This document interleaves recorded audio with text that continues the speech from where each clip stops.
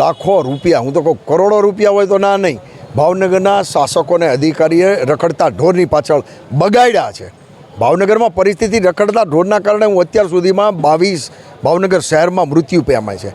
એમાં શાસક પક્ષના પૂર્વ ડેપ્યુટી મેયર પણ રખડતા ઢોરના કારણે અકસ્માત પામ્યા. અનેક જણાને ઈજાઓ થાય છે.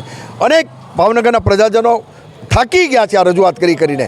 પણ મને એવું લાગે શાસકો ફક્ત પૈસા ખાવામાં રસ છે, નવી નવી એજન્સીને પૈસા આપે છે, પણ ઢોરની જે ભાવનગરને ત્રાસ છે રખડતા ઢોરનો, એ ત્રાસ તો યથાવત એમને એમ છે, નહીં કે કોઈ સુધારો થયો એવું મને લાગે છે.